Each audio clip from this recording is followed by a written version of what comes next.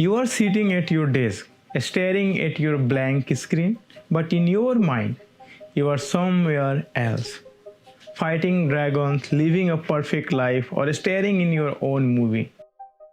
Then you blink, an hour vanished. If this feel like you might be experiencing maladaptive daydreaming. Join me on the Diary of a Scientist as we uncover what is happening in your brain and how to take the control. Imagine you are sitting in a quiet room, maybe sipping coffee or staring out a window, but in your mind, you are somewhere else. You are the hero of an epic adventure, saving the world from a devastating threat, or perhaps you are falling in love with a character so vivid they feel more real than the people around you. Maybe you are living a completely different life, one where you are fearless, celebrated, or free from the struggle of your everyday existence. You have lost many precious hours, but you barely notice. You are so deep in your imaginary world that your dishes are still in the sink to clean them. Your work is untouched, and the world outside feels like a faint echo compared to the vibrant story unfolding in your head. Does this sound familiar to you? Have you ever found yourself living more in your imagination than in your actual life? If so, you might be brushing up against the edge of maladaptive daydreaming. Today we are going to explore this hidden world, what it is, why it happens, and how to navigate it. So let's start by unfolding what is maladaptive daydreaming actually is. The term was first introduced by psychologist early summer in 2002, describing a phenomenon where the daydreaming becomes so intense and compulsive that it can take over a person's life. Unlike the brief, the fleeting daydreams we all have during dull moments, maladaptive daydreaming is far more intense and consuming. It's immersive, almost the cinematic, like stepping into a fully realized movie where you are the director, you are the star, and the audience all at once. These aren't just the passing thoughts, they have elaborated hours-long narrative that feel as intense as reality itself. So some of these daydreams are so compelling that they become a preferred escape, a world more comfortable and engaging than the one outside. But what sets maladaptive daydreaming apart from a rich imagination? The key is in the word maladaptive. It's not just about having vivid illusion. It's about those illusions causing distress or interfering with your ability to function. Maybe you are missing deadline at work because you are lost in your inner world. Maybe your relationships are suffering because you are emotionally absent, even when you are physically present over there. Or maybe you feel trapped, unable to pull yourself out of these daydreams even when you want to. This isn't just an original habit, it's something that can disrupt your life in profound way. Maladaptive daydreaming often overlaps with other mental health conditions like attention deficit or hyperactivity disorder, that is ADHD, and then obsessive compulsive disorder, that is OCD, or dissociative disorder, which can make it tricky to identify. Complicating matters further, it's not officially recognized in the major diagnostic manual used by mental health professionals, such as a Diagnostic and Statistical Manual of the Mental Disorder or the International Classification of Diseases. And this lack of formal recognition means that the maladaptive daydreaming is often misunderstood, misdiagnosed, or dismissed entirely, leaving many people to navigate it alone. So, how common is maladaptive daydreaming? The research suggests that the maladaptive daydreaming affects a small but a significant portion of the population, with estimates ranging from the 2.5 to 6% of the people worldwide. That translates to the million of individuals who might be dealing with these experiences. It seems to be the more prevalent among those with the highly creative mind or those who have experienced trauma, loneliness, or emotional distress. For some, it's a way of the coping with the difficult reality. For others, it's an extension of their natural creativity gone into overdrive. So now let's pause for a moment to reflect. Have you ever found yourself slipping into a daydream so vivid it feels like a second home for you? Do you ever feel uncertain between the world in your mind and the world around you? If you are drowsy alone, you are not alone, and you are in the right place to learn more. Now, let's dive into the science behind maladaptive daydreaming. What is happening in your brain when you lose in this immersive illusion? At the heart of this phenomenon is a part of that brain called the default mode network. This network is a collection of brain regions that become active when you are not focused on the outside world. When you are daydreaming, reflecting on yourself, or imagining the future, think of it as a brain idle mode, the place it goes when you are not solving a math problem or navigating a busy street. In people who engage in the maladaptive daydreaming, the default mode network seems to be particularly active, almost like a car engine stuck in overdrive. It's always running, pulling you back into your inner world when even you are trying to focus on something else. Then there is the role of dopamine, the brain reward chemical. When you are deep in the daydream, your brain reward system, that is specifically area like the ventral tegmental area and the nucleus accumbens, is light up like a firework display. Each new twist in your illusion, each emotional high from your imagining story deliver a little hit of pleasure. It's not like the rush you get from the scrolling through the social media or playing a video game. This dopamine-driven reward loop can make daydreaming feel so good that it becomes hard to stop, almost like a behavioral addiction. You are not just daydreaming for the fun, you are craving the next scene, the next emotional payoff, and that can make it incredibly difficult to pull yourself back to the reality. But how does the maladaptive daydreaming differ from the related condition like attention deficit, hyperactivity disorder, or obsessive compulsive disorder? The overlap can be confusing. For example, like attention deficit hyperactivity disorder, the maladaptive daydreaming can make it harder to focus on tasks. But while the attention deficit hyperactivity disorder often involves a scattered attention span that jumps from one thing to another. Maladaptive daydreaming is characterized by hyper-focus, just on the wrong thing. You are not distracted by the everything, you are absorbed in your inner world. Similarly, the maladaptive daydreaming can feel compulsive, much like obsessive compulsive disorder, but it's not driven by the instructive thought or the ritual aimed at the reducing anxiety.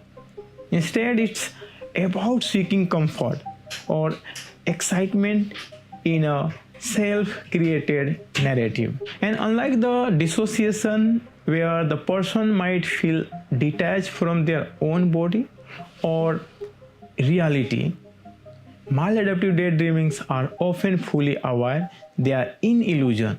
They just don't want to leave it. For many, maladaptive daydreaming has roots in emotional experiences like the trauma, loneliness, or chronic stress. The illusion world becomes a safe haven, a place where you control the narrative and nothing can hurt you. The research suggests that the many maladaptive daydreamers create elaborate social world populated by characters who feel more real, more reliable than the people in their actual life. And these characters might be the idealized version of the friends, lover, or even yourself, offering a sense of connection that a real world absences. And it's as if the brain is self-soothing, building a refuge to escape the pain or the monotony of the reality. But this escape comes at the cost, pulling you further from the life you are trying to live. Now, what kinds of the person is prone to maladaptive daydreaming? It often shows up in the individual with a high degree of openness to experience, a personality trait linked to creativity, imagination, and a love for the new idea. And these are the people who naturally gravitate towards storytelling, art, or music. Those minds are the wired to build rich, vivid worlds. There is also a concept called the dissociative absorption, where the person becomes so immersed in their thought or illusion that external world fades away. Recent studies have even used the eye tracking technology to explore this, finding that the maladaptive daydreamers show the distinct pattern like their eyes glazing over or moving in a way that suggests they are seeing their inner world. Next, the neuroimaging research has revealed the highlighted activity in the brain area tied to the imagination and even the mirror neuron, which helps you feel emotionally connected to the character in your illusion, almost as if they are real. So what happens when these daydreams start to dominate not just your days, but your nights? Let's explore the real world impact of the maladaptive daydreaming and why it can feel like both a gift and a burden. Maladaptive daydreaming isn't just about having an active imagination, it can profoundly disrupt your life. Your sleep can become a battleground. You might lie awake for the hours, your brain refusing to quiet down as it scripts the next chapter of your illusion. Even when you do sleep, your dream might blend with your dreams and leaving you feel unrested. At work, school, the impact can even be more noticeable. You might zone out during the meeting or classes, missing critical information or failing to meet deadline. Hours can vanish to the daydreams, leaving you scrambling to catch up or feeling overwhelmed by tasks you have neglected. Relationship too bear the weight of the maladaptive daydreaming. You might find yourself pulling away from the friends, family, or pulling away from the partner. Not because you don't care, but because your inner world feels safer, more predictable, or more fulfilling. The characters in your head don't judge you, argue with you, or let you down. They are always there exactly as you imagine them, offering a sense of the connection that real life relationships some things struggle to match. But this can leave the people in your life feeling sought out or the unimportant and creating a cycle of isolation that feed the daydreaming even more. And the productivity takes a significant hit as well. So the student and the remote worker in particular may find themselves especially the vulnerable as the lack of external structure can make it easier to slip into the illusion world. Next, the procrastinations, which becomes a way of life, not out of the laziness, but because the pull of the daydreaming is so strong. The emotional toll is just as real. Many people with the maladaptive daydreaming describe feeling of guilt or shame, berating themselves for being lazy or weird. There is a painful contrast at play. The inner world feels so rich and fulfilling, the outer world feels empty or unmanageable by the comparison. So what triggered this immersive illusion? Internally, emotions like the boredom, anxiety or loneliness, these are common culprits. The quiet moment with the nothing to do can be an open invitation for the mind to wander. Music is another powerful trigger. Ever put on the song and suddenly find yourself staring in a mental movie montage? And then books, TV shows, movies, or even a striking image can spark a daydream, pulling you into a narrative inspired by what you have seen or heard. Externally, social isolation often plays a significant role.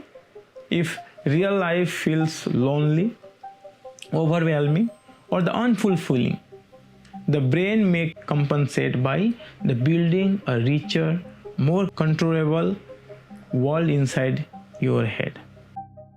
So the impact on the mental health can be profound. The maladaptive daydreaming can intensify feeling of the depression or anxiety, creating a vicious cycle where the more distress you feel, the more you retreat into the illusion.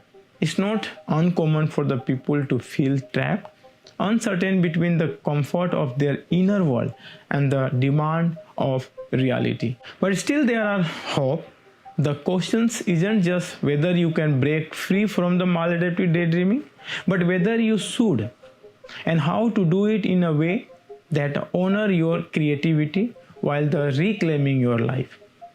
So how do you reclaim reality from the maladaptive daydreaming? And should you even try?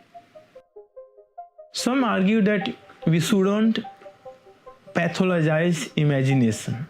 After all, isn't a vivid inner world a gift, a sign of the creative and the vibrant mind?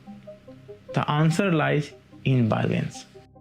Imagination is indeed a superpower, but when it causes distress or hold you back from living the life you want, it's worth addressing. The goal isn't to shut off your creativity, but to find a way to channel it constructively so it enhances your life rather than consume it. One of the most effective approaches is therapy, particularly cognitive behavioral therapy, and this form of the therapy can tailored to address the pattern of maladaptive daydreaming, helping you recognize when you are slipping into an illusion and teaching you a strategy to reflect your focus. For those who daydreaming is tied to trauma-informed approaches like eye movement, desensitization, and the reprocessing that can help to address the underlying pain that fuel the need to escape. And then next, the grounding techniques are another powerful tools, like simple practice like focusing on your senses, such as the feel of an object in your hand or the sound of your breath. This can anchor you back in the present moment. The mindfulness meditations, it also plays a crucial role here, not by suppressing your imagination, but by giving you the power to choose when and how to engage it. And then the behavior modification. Behavior modification is another practical strategy. Start by identifying your trigger, those moments, emotion or stimuli that pull you into a daydream. Is it a particular song that set off a mental movie? A quiet afternoon with no structure? Once you know your trigger, you can work to disrupt the cycle. For example, if music is a trigger, you might choose instrumental track over song with the lyrics that spark narrative. If the boredom is the culprit, try filling your day with a small, engaging task to keep your mind occupied. Micro habit can be the surprisingly effective. Set a timer for a 10 minutes of the focus work. Then allow yourself a brief moment to daydream as a reward. Time blocking is another useful technique where you schedule your day to include period of focus activity and designated times for the creative exploration. And here is an exciting idea, like rechannel your creativity. Your ability to craft vivid, immersive world in the gift that doesn't have to be the maladaptive. Try the journaling your daydreams, turning them into the story, poem, or scripts. If you are artistically inclined, sketch your character or the scene. If music is your thing, compose a piece of inspired by your inner world. By externalizing your illusion, you can transform them from the private escape into the something tangible, something you can share with others.